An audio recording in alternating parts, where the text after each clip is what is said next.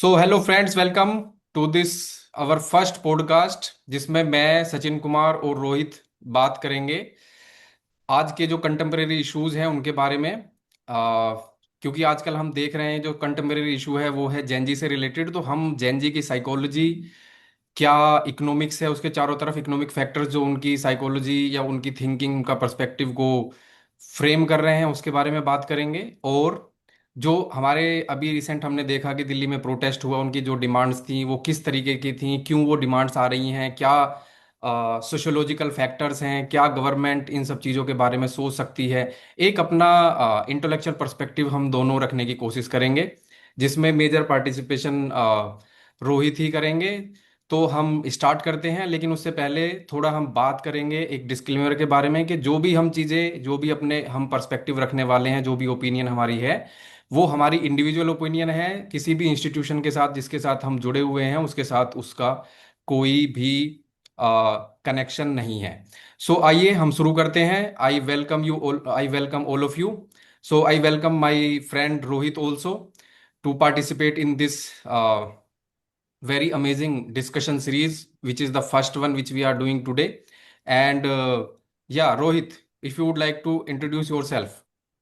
Yes, yes. I am Rohit Mani Tiwari, and I am uh, as an employment मेरा तो मैं तो भारत सरकार के अधीन हूँ, ministry of labour and employment के अंदर।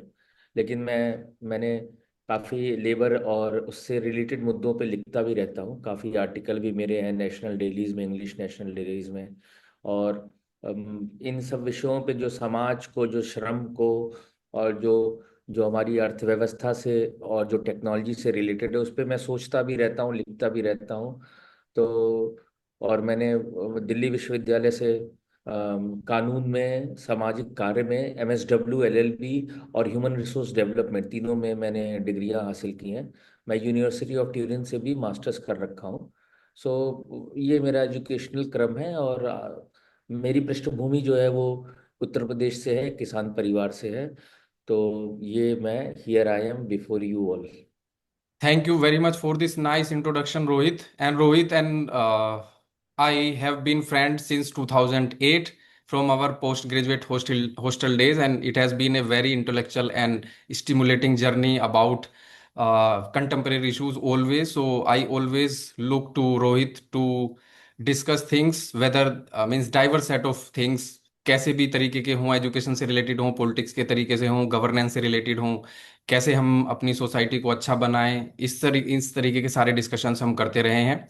और हमने सोचा कि ये सब जो हम डिस्कस करते हैं इसको थोड़ा फॉर्मलाइज करें और थोड़ा ऑनलाइन बात करें और अपने पर्सपेक्टिव शेयर करें। तो आज हम स्टार्ट कर रहे हैं। तो हम पहले स्टार्ट करते हैं कि आखिर जो जेनजी जनरेशन है उसके जो थिंकिंग प्रोसेस है उसमें इतना डिफरेंस क्यों है। जो बूमर जनरेशन है, जो फिर मिलेनियल जनरेशन है जिसमें कि हम आते हैं, और फिर जेन जी जनरेशन है, और उसके बाद जेन अल्फा भी है। तो इन सब चीज़ों को मैं समझने की कोशिश करता हूँ कि रोहित हमें बताएंगे सोशोलॉजिकल पॉइंट ऑफ व्यू से कि ऐसा क्या डिफरेंस है जो हम इतना सरप्राइज फील कर रहे हैं जिस तरीके से जेन जी जनरेशन अपने आप को कंडक्ट करती है, अपने डिसीजंस लेती है, अपने आप को एक्सप्रेस करती है। रोहित। हम्म। ये वाकई में ये बड़ा ही सोचने का मुद्दा है। और ये सिर्फ कॉकरोच जनता पार्टी के प्रोटेस्ट जंतर मंतर पर और उसमें जेनजी के सम्मेलन से रिलेटेड नहीं है। बहुत दिनों से पॉलिसी सर्कल में ये बातें चल रही हैं कि जो जेनजी है वो किस तरह के समाज का स्वरूप की वो फाउंडेशन करने वाले हैं, किस तरह का फ्यूचर जेनजी के हाथों में हम देखेंगे। क्योंकि हम लोग मिलेनियल जनरेशन के हैं। तो जो ये जनरेशन है जेनजी, वो किस तरह का समाज, how it is going to pan out, that is a very very surprising and very, I would say tantalising also. तो देखिए, जेनजी को पहली बात तो हमारी जनरेशन के साथ रखना व्यर्थ है। क्योंकि आप खुद ही प्रोफेसर हैं इंफॉर्मेशन टेक्नोलॉजी और आर्टिफिशियल इंटेलिजेंस के। आपको पता है कि लोग एक एक वर्ड है, knowledge is power and information is the fuel. So आज के समय में आप देखिएगा कि इंफॉर्मेशन टेक्नोलॉजी की ये जो जितना भी ये डिजिटलीकरण है, उससे आज के युवा के पास इंफॉर्मेशन बहुत जल्दी पहुंच जाती है। मुझे याद है कि मेरे समय में अगर किसी, मैं गोरखपुर में जब था, गोरखपुर यूनिवर्सिटी में स्नातक की पढ़ाई कर रहा था, तो अगर मुझे किसी एमबीए का फॉर्म डालना था कि किस किस यूनिवर्सिटी का फॉर्म आया है किसका नहीं, तो एक दुकान होती थी, वहां जाते थे और वहां इंफॉर्मेशन सेंटर पे जाके हमें इंफॉर्मेशन पता चलता था। और वो भी सब कुछ मैनुअल और फिजिकल होता था। आज के समय में इंटरनेट कनेक्टिविटी, उपकरणों का उपलब्ध होना, और एक एक एक very, you I would say that a very fine degree of luxury has also been granted to this generation. It has made them a very powerful citizen at very early age, right? So ये चीज हमें देखना पड़ेगा कि Gen Z का जो जो जो इंफॉर्मेशन इक्विपमेंट है वो हमसे ज्यादा है। और चूंकि समाज भी बदल चुका है पिछले 20-22 सालों से, specially India, and after liberalisation we are being changing like anything. So समाज भी बदल चुका है, और इनके पास सारे रिसोर्स संसाधन भी एक अच्छी अच्छी मात्रा में आ चुके हैं।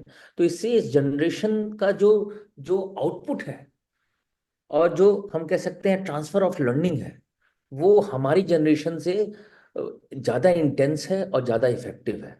वो चीज़ हमें ध्यान रखनी पड़ेगी। बिल्कुल बिल्कुल सही कहा आपने। मुझे लगता है मेरा भी एक इसमें पर्सपेक्टिव है कि मतलब इसी में मैं ऐड करने की कोशिश करता हूँ और इसी को आगे बढ़ाता हूँ। क्योंकि जो इन्फॉर्मेशन स्फेयर है जेनजी का वो बहुत ज़्यादा वाइड है। और चूंकि टेक्नोलॉजिकल एडवांसमेंट जितने भी हुए हैं, जितना भी इनोवेशन लास्ट 100 ईयर्स में हुआ है, वो सारा का सारा वेस्ट ड्रिवन है। ऑल्दो चाइना ने उसको कैचअप करने की कोशिश करी है, बट वो इनोवेशन नहीं है, दैट इज जस्ट कॉपिंग। और यू कैन से कि मतलब उसको इफिशिएंट तरीके से कैसे लार्ज स्केल में प्रोड्यूस करना, उस तरीके में जो है चाइना ने महारत हासिल करी है। लेकिन जो एक्चुअल इनोवेशन है, एक्चुअल थिंकिंग प्रोसेस है, वो वेस्टर्न सिविलाइजेशन का चारों तरफ फैला है इन सब डिजिटल टेक्नोलॉजीज की वजह से। और फिर अब आर्टिफिशियल इंटेलिजेंस की जो कंपनीज हैं, जो सोशल मीडिया प्लेटफॉर्म्स हैं, जिन्होंने सभी लोगों को डिजिटली कनेक्ट कर दिया है। तो जो डिजिटल इंफॉर्मेशन एक्सेस है, उसकी जो फाउंडेशन है वो बहुत फास्ट है। हमारे यहाँ पर भी डिजिटलाइजेशन बहुत अच्छे तरीके से हो चुका है। अब सभी के पास स्मार्टफोन है, उसी पे बहुत सारी एप्स हैं।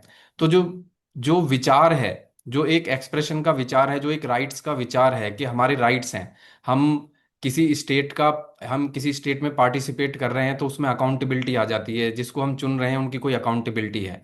और ऐसे एग्जांपल्स भी हम देखते हैं कि जो बाहर की कंट्रीज हैं, यूरोपियन कंट्रीज हैं, कि उसमें यदि कुछ भी मिस्टेक किसी गवर्नमेंट ऑफिशियल से हो जाता है या फिर मिनिस्टर से हो जाता है, तो हमारे कंपैरिजन में वहां पे ह्यूमन लाइफ की बहुत ज्यादा वैल्यू है, और उसी वजह से उनको रिजाइन भी करना पड़ता है और वो बहुत ज्यादा अकाउंटेबल होते हैं। तो जब इन विचारों से, इन आइडियाज से हमारी जेन जी इन्फ्लुएंस होती है और वो देखती है कि वहां पे तो ऐसी चीजें हो रही हैं और हमारे कंट्री में उस तरीके की, उस लेवल की अकाउंटेबिलिटी नहीं है, तो वो भी उनको बहुत तरीके से इंस्पायर करता है, उनको इन्फ्लुएंस करता है कि क्यों नहीं हम अपने देश में भी ऐसी अकाउंटेबिलिटी का फ्रेमवर्क एक्सपेक्ट कर सकते हैं। जबकि हम जो भी चीजें हमें चाहिए, जो भी चीज गवर्नमेंट हमको बोलती है, हम करने की कोशिश करते हैं, तो फिर गवर्नमेंट से भी हमारी कुछ एक्सपेक्टेशंस हैं कि वो अकाउंटेबिलिटी हमें डिलीवर करे, जो चीज उसने प्रोमिस किया है वो डिलीवर करे। तो उसका एक एक्सप्रेशन ये भी है कि ये जो जनरेशन है, ये राइट्स के प्रति बहुत ज्यादा अवेयर है। चाहे वो फैमिली के अंदर राइट्स हों, डेमोक्रेटाइजेशन हो, या फिर आउटसाइड स्फेयर में डेमोक्रेटाइजेशन हो, फीडबैक सिस्टम्स हों, तो वो सारी चीजें भी इसके अंदर इंक्लूड होती हैं। लेकिन उन सबका फाउंडेशन यही है कि उनको एक्सपोजर जो है वो अच्छी इंफॉर्मेशन का है।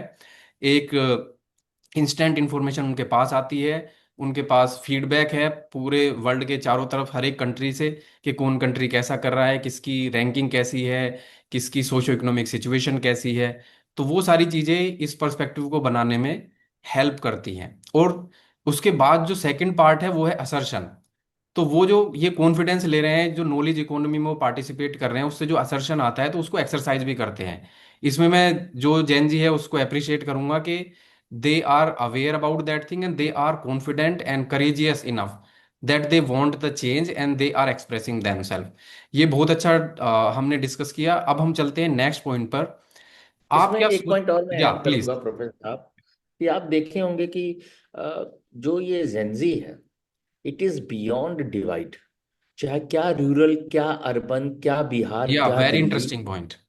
they are similar in their ideological content, and they are also similar in their mode of conduct. तो आप देखेंगे कि बड़ी समानता है। और एक चीज और समझनी पड़ेगी, क्योंकि बहुत सारा डिबेट अब उपज गया है इस प्रोटेस्ट के बाद से, कि समाज की संरचना पूरी तरह से बदल चुकी है। देखिए, एक समय होता था कि सब जॉइंट फैमिली में रहते थे, मोस्टली गांव में रहते थे। शहरीकरण इंडिया का बहुत ज्यादा आगे जा चुका है, और जॉइंट फैमिली जो है वो मोस्टली आज के समय में नगण्य है। इट इज सबकी न्यूक्लियर फैमिली है। इन सबों का बहुत बहुत ही डीप और बहुत ही परवेजिव इफेक्ट होता है, जो वैल्यू ट्रांसमिट होते हैं। Okay, so we are seeing India more of a nuclear household driven society. और न्यूक्लियर हाउस होल्ड सोसाइटी में, जैसा प्रोफेसर आपने बात किया, वेस्टर्न सोसाइटी जो जो जो जिसको करेक्टराइज करती है, एवरीवन इज फॉर देमसेल्फ। और जैसे आपने कल कहा था कि nobody is going to fight for you, you have to fight for yourself. तो ये जेंजी ने इस वैल्यू सिस्टम को बड़े अच्छे से समझ लिया कि हमें अपने लिए खड़ा होना, जो आपने भी बोला कि राइट्स के लिए खड़ा होना है। तो इन सबों का बड़ा ही विस्तृत प्रभाव रहा है जेंजी के ऊपर। और जेंजी अचानक से नहीं आ गए, ये हमारे जो सोशल प्रोसेस कई सालों से चल रहे थे, ये उन्हीं का आउटकम है। बहुत अच्छा पॉइंट है ये। हाँ, इसी में थोड़ा सा मैं ऐड करने की कोशिश करता हूँ कि पहले जो इन्फॉर्मेशन का लोकलाइजेशन था, वो डिजिटलाइजेशन या फिर एक डिवाइस जो हमारे पास है मोबाइल, इसकी वजह से बिल्कुल ब्रेक हो गया है। तो कोई लिमिटेशन नहीं है, सोचने पे लिमिटेशन नहीं है, कोई अचीव करने पे लिमिटेशन नहीं है, कोई ड्रीम पे लिमिटेशन नहीं है। आज जो एलोन मस्क सोचते हैं, या जो वहाँ की टेक्नोलॉजिकल कंपनी सोचती हैं, या जो वहाँ के इनोवेटर्स, इन्वेंटर्स, आर्टिस्ट सोचते हैं वेस्ट के, उसी तरीके के एस्पिरेशंस हमारे जेनजी के भी हैं। वो भी चाहते हैं कि हम भी उस तरीके की चीज़ें अचीव करें, क्योंकि हमें पोटेंशियल है। द प्रॉब्लम वहां से स्टार्ट हो जाती है जब वो देखते हैं कि उन चीज़ों को अचीव करने के लिए हमारे पास जो इकोसिस्टम होना चाहिए वो नहीं है। और उसी के लिए फिर वो फाइट करना स्टार्ट करते हैं, और उनका वो चाहते हैं कि वो अचीवेबल है, ऐसा नहीं है कि इम्पॉसिबल चीज़ है। लेकिन हम चीज़ों को, अपने गवर्नेंस सिस्टम्स को या फिर अपने एजुकेशन सिस्टम को, इन सब चीज़ों को जिससे भी हम इंटरेक्ट करते हैं और अपनी लाइफ को अच्छा जीने की कोशिश करते हैं, उन सबको यदि इंप्रूव करें तो चीज़ें अचीव की जा सकती हैं। और वो इसी डायरेक्शन में मेरी तरफ से मुझे लगता है कि आगे बढ़ रहे हैं, अकाउंटेबिलिटी डिमांड कर रहे हैं, जिससे कि हमारी सोसाइटी की लाइफ अच्छी होगी, हमारी इंडिविजुअल लाइफ अच्छी होगी, और हमारी फैमिली लाइफ भी अच्छी होगी। क्योंकि इंडिविजुअलिज्म जो है वो बहुत इंपॉर्टेंट है। जैसे हम पैदा होते हैं तो हमें ये पता नहीं होता कि हमें करना क्या है, लेकिन जैसे ही हम अपने आप को एक्सप्रेस करने लगते हैं, हमें एक फील होता है कि हाँ, हमारे अंदर एक यूनिकनेस है जिसको हमें एक्सप्रेस करना चाहिए। कुछ ऐसा उस यूनिकनेस से, उस टैलेंट से, उस वैल्यू सिस्टम से निकालना चाहिए कि जो अपने लिए भी अच्छा हो, और एज ए होल सोसाइटी के लिए भी अच्छा हो, और देश के लिए भी अच्छा हो। तो जैन जी उस चीज को असर्ट कर रही है। यदि मैं उसको अपनी जनरेशन से कंपेयर करूं तो हम मिलेनियल्स बहुत ज्यादा ओबीडियंट रहे। हमारे यहाँ पे जो अच्छे बच्चे का कॉन्सेप्ट था वो यही था कि यदि आपने अपने जो पुरानी जनरेशन है उसकी मम्मी पापा की बातें मानी तो ही आप अच्छे हैं, अदरवाइज आप अच्छे हो नहीं सकते हैं। तो उस वैल्यू सिस्टम से जब आप चलते हैं तो फिर, और आपको अपने आप को अच्छा प्रूव करना है, तो फिर आप अपनी जो एक्सप्रेशन है उसको सरेंडर कर देते हैं, उसको सप्रेस करने की कोशिश करते हैं, वैलिडेशन लेने की कोशिश करते हैं। जैन जी इन सब चीजों को नहीं उस तरीके से लेती है। वो वो जो राइट्स हैं, वो जो एक फ्रेमवर्क है कि एक सोसाइटी, इक्वल सोसाइटी कैसे होनी चाहिए, एक सोसाइटी जो प्रोस्पेरिटी की तरफ जाए वो कैसी होनी चाहिए, एक सोसाइटी जिसमें हर किसी के पास अपॉर्चुनिटी हो, राइट ऑफ अपॉर्चुनिटी हो, वो कैसी होनी चाहिए। तो वो उन सब चीज़ों पे बात करते हैं, उन सब चीज़ों को डिस्कस करते हैं, और वो देखते हैं कि जो पुरानी जनरेशन्स हैं वो उस तरीके से उन सब चीज़ों को अचीव नहीं कर पाई हैं। और जो सक्सेस है, या जिस चीज़ को वो सक्सेस अपना पैरामीटर मानते हैं, और जिस चीज़ को जो पुरानी जनरेशन अपना सक्सेस पैरामीटर मानती थी, उनमें जमीन आसमान का अंतर है। तो उस वजह से भी ये सारा का सारा फ्रेगमेंटेशन, फ्रेगमेंटेशन मुझे नहीं कहना चाहिए, बट ये प्रोग्रेस मैं समझता हूँ, उस डायरेक्शन में हम आगे बढ़ रहे हैं। तो अब हम बात करने की कोशिश करते हैं कि इसका फ्यूचर क्या है, किस तरीके से ये सारी की सारी चीजें हम सोल्व कर सकते हैं। मतलब जैन जी के पर्सपेक्टिव को तो हमने समझ लिया है कि क्या क्या चीजें हैं, जनरेशनल पर्सपेक्टिव से, सोसाइटी पर्सपेक्टिव से, और क्या वो सोच रहे हैं, किस तरीके से बातें करना चाह रहे हैं, किस तरीके से अपने आप को एक्सप्रेस करना चाह रहे हैं, क्या क्या डिमांड उनकी है। तो अब हम समझने की कोशिश करते हैं कि क्या क्या सॉल्यूशंस हो सकते हैं। तो रोहित, आप बताइए कि क्या, किस तरीके से चीज़ों को डिजाइन किया जा सकता है, किस तरीके से उनके साथ कनेक्ट किया जा सकता है कि चीज़ें सभी स्टेक होल्डर्स के लिए, सोसाइटी में, गवर्नमेंट में और एज ए कंट्री आगे बढ़ें और हम प्रोस्पेरिटी की तरफ आगे चलें। देखिए, एक एक कथन है, एक बहुत बड़े इंग्लिश के भाषा के, एक अंग्रेजी भाषा के एक साहित्यकार थे, उनका कथन है कि child is father of man. Oscar Wilde थे, उन्होंने लिखा था कि child is a father of man. तो ये बात समझने की बड़ी, और मैं भी एक एक एक 6 साल के बच्चे का पिता हूँ। तो मुझे ये बात बहुत अच्छे से हमें समझने की जरूरत है कि जिस ओर जवानी चलती है उस ओर जमाना चलता है। और जो अभी आपने बात कही कि जो एक जनरेशनल डिवाइड आ चुका है, कि हम जो जो मिलेनियल थे या बूमर्स थे, हमारे पिताजी बूमर्स, हम लोग मिलेनियल्स, फिर हमारे बच्चे, हमसे अगली जनरेशन जो है वो जेंजी हो गई, और फिर जो हमारी संतानें हैं वो Gen Z alpha, right? I am right? This जी। Is how we are designating them. तो ये जो डिवाइड आ चुका है, generational divide, it is also, I will say it is a tectonic divide. पहले एक छोटा मोटा डिवाइड होता था, अब तो टेक्टोनिक डिवाइड आ गया है, एक जनरेशन से दूसरे जनरेशन का, और थैंक्स टू द टेक्नोलॉजी जो the in the times we are living in. तो हमें देखिए, विद्रोह, विरोध और असहमति, ये किसी भी युग में युवाओं का जो था आभूषण था। और अगर युवा सीख जाएगा ओबे करना, और सीख जाएगा आज्ञा मानना और दिखाए हुए रास्ते पे चलना, तो हम इनोवेशन, नॉवेलिटी, नई आविष्कार, इन सब चीजों की हमें फिर हमें अपेक्षा नहीं करनी चाहिए। See, the one who will take a new path will only find a path, right?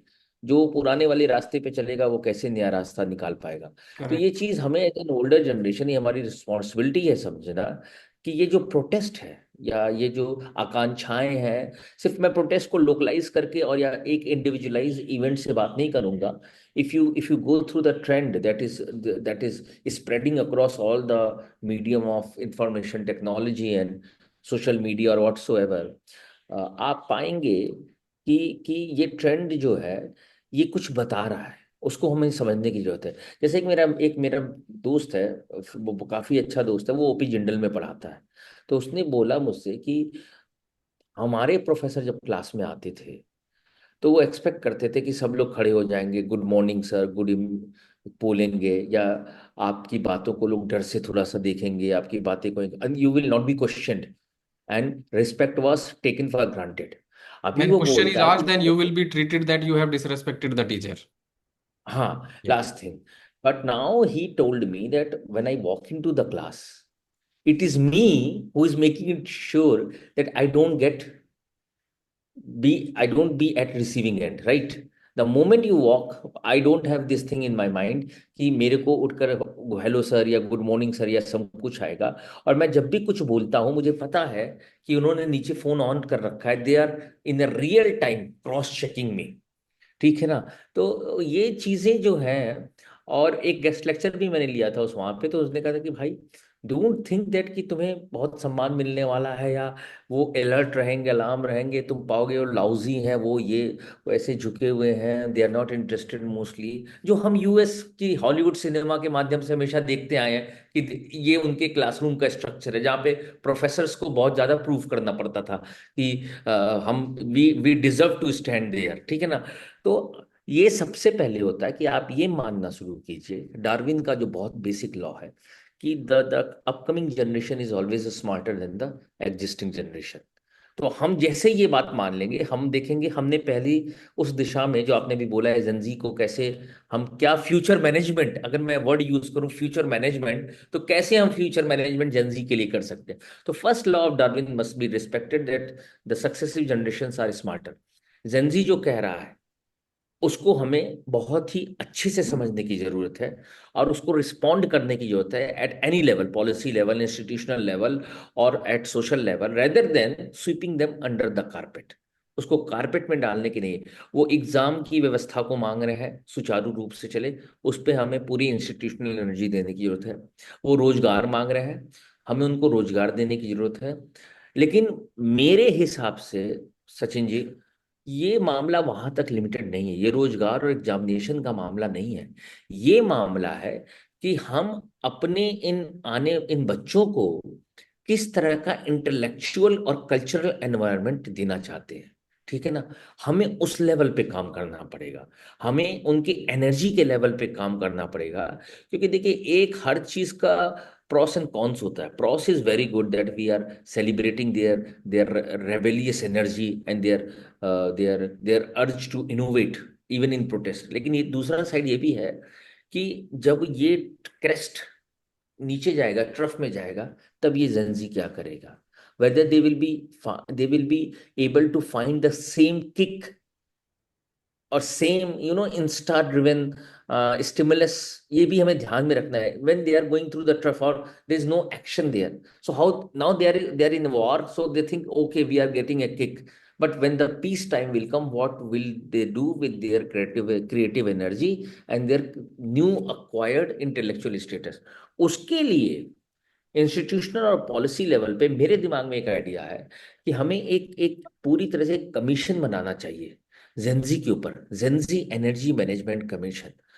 और वो पूरी तरह से स्टडी करे कि हम अपने जेंजी को की आकांक्षाओं को और उनकी उनकी उनकी जो जो जो जिस तरह का ड्रीम है उनका, उनके फ्यूचर के लिए, उसको हम किस तरह से शेप दे सकते हैं।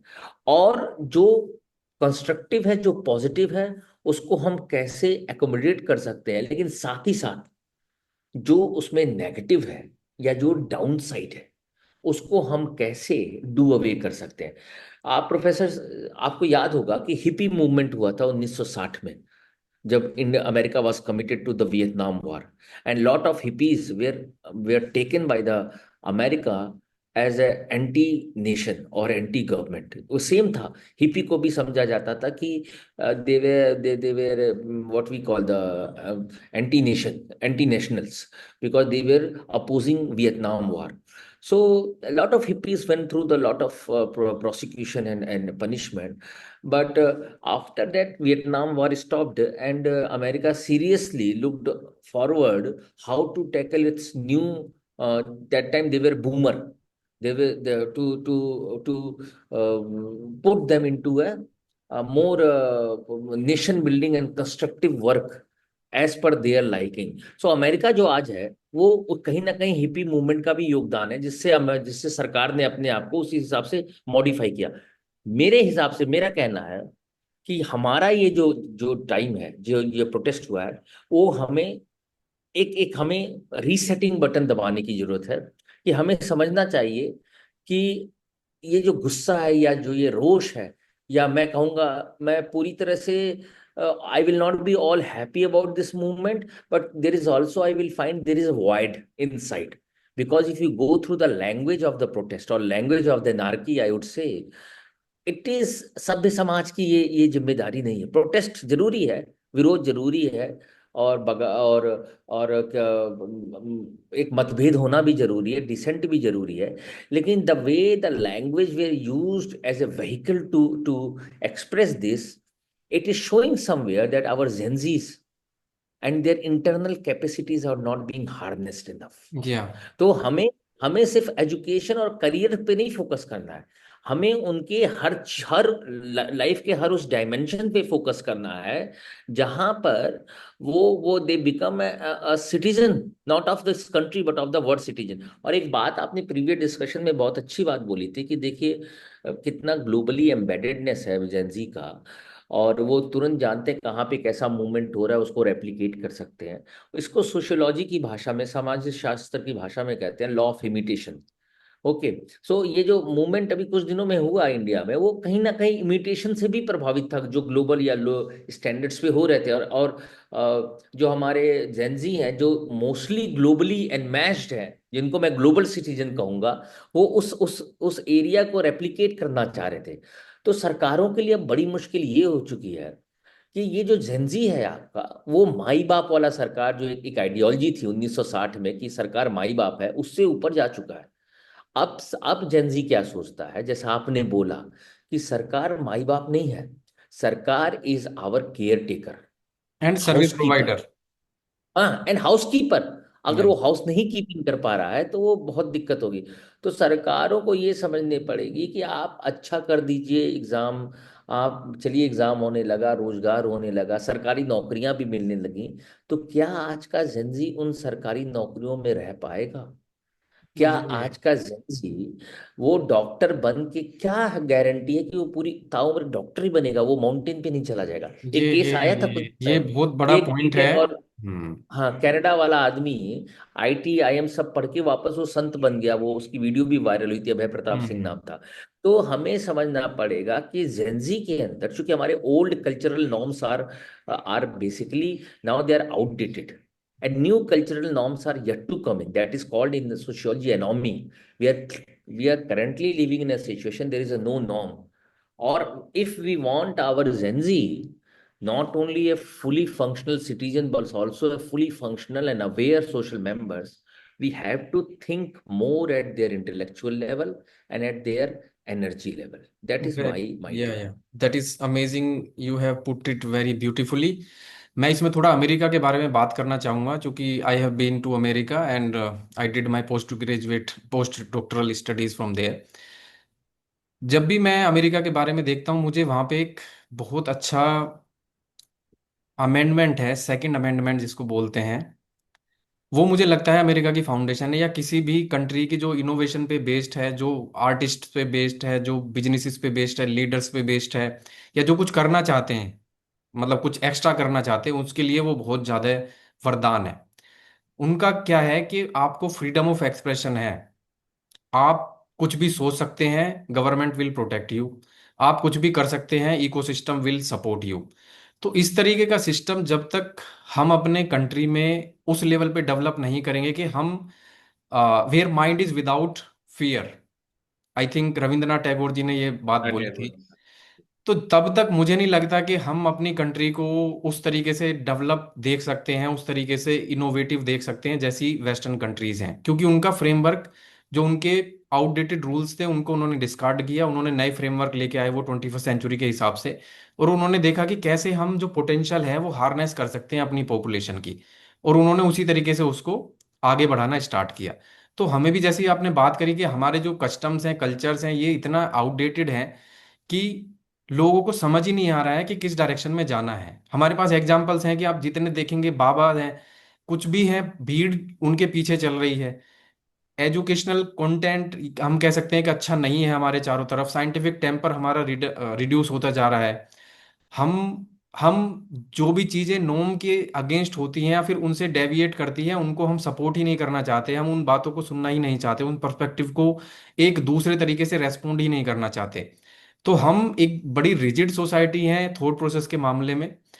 और हम, यदि हम, वो रेस्पॉन्सिबिलिटी हमारी यूनिवर्सिटीज़ की है, स्कूल्स की है, कॉलेजेस की है, और मैं वहाँ पे देखता हूँ कि वहाँ पे जो आज्ञाकारी है वही अच्छा स्टूडेंट है।